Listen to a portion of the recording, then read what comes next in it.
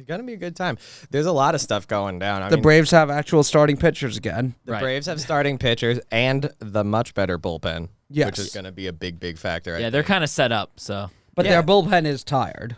Yeah, they had a day off, but they probably will be Excuse me, their arm barn is tired. yeah, absolutely. It's it's so dumb. Yeah, the PETA thing is so We'll leap right into that. Yeah, PETA is upset about the term, but every World Series, basically, baseball's in the news enough that someone gets mad at something. It seems like there's someone at PETA that they were recruited from Twitter, and their whole job is to be as angry about the dumbest possible shit just for attention, which is the model of Twitter. But it's come up with the most petty bullshit thing to be upset about, and then we'll get all this press. Yeah, it is just incredibly hilarious. So I feel like Major League Baseball is probably happy about it. Everybody, it's ridiculous. Yeah, because it's not one of those Twitter. Well, because that's the thing. Back in the day, the any publicity is good publicity thing did hold some water, but now with Twitter, as many people getting mad about something, it's not good publicity if you're usually if you're trending on Twitter, it's kind of like,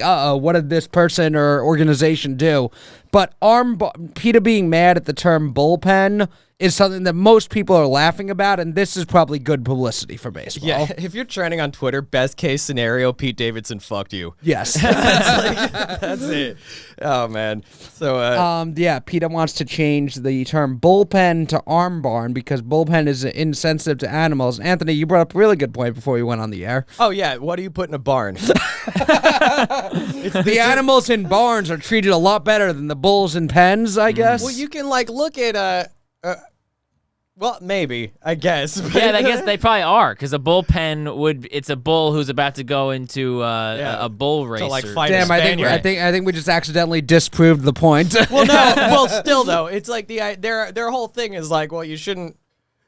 I don't know. It's like how you're supposed to not say "oh my god" to them or something. The animals are sacred. You're not supposed to just reference them in metaphors or similes. Even. Is that it thing? Pisses them off. Yeah. What do you think they make the fucking gloves out of, you dummies? Yeah. Yeah, that's true. Every baseball uniforms, gloves, all of it's got wool, animal product. leather, Yeah. Cotton is not animals, but still. It's made of stuff. It kind of reminds me of a few years ago, there was somebody who was at a baseball game, and after a pitcher had 3 strikeouts, they had KKK, the people who were doing the K signs, and there was someone on Twitter who blew it up and was like, this is extremely racist, and everyone was like, no, you don't get it. They just do a K for a strikeout, and she was like, well, they should just find another way to do it then. Could not take a second of humility and realize maybe I'm wrong about this. Well, it's just one of the classic loopholes that they just can't handle when they see it. It's like when little kids get to call each other hoe while playing horse. It's you found the classic loophole. No one can be mad at you. Yeah. And at Fenway, when they just have a sign that doesn't say anything but Kike, K-I-K-E, it just says Kike. Yeah. Another classic loophole. Right. You can't be mad. Right. It's not the same. You know how at Yankee Stadium people would have signs that said Derek? That used to happen, right? Yep. Oh, there are some white nationalists who really hope their pitcher gets 3 strikeouts for the entire game. Yeah. That's the problem. That's what those people on Twitter are worried about. They're worried about the guy that's sitting there with the giant smile who's only happy about this. He does not care that there's 3 strikeouts. And one of those people does exist in most of those crowds, but it's you shouldn't really worry about that one guy.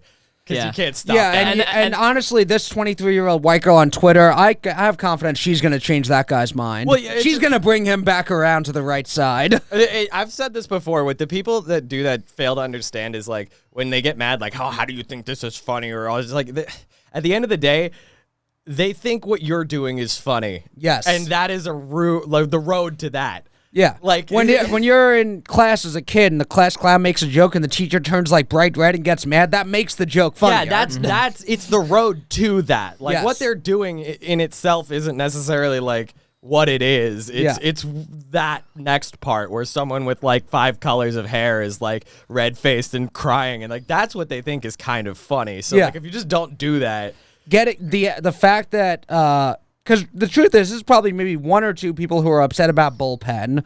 It's not that big of a deal, but the people who find it funny that someone would get mad are the people who made this a story. Well, people make whole careers out of it now. Remember that dumb bitch who went on that talk show and was like, clapping is aggressive to people with like mild autism, so now we should all just sort of like wave our hands back and forth. Which, when you're trying to defend people with autism, is a weird point to make anyway. Like, just wave your hands in front of your face, don't clap. Like, how does that fucking help anybody? They want you to look like the autistic well, person. That's what I'm saying. It's like it's a weird point to make.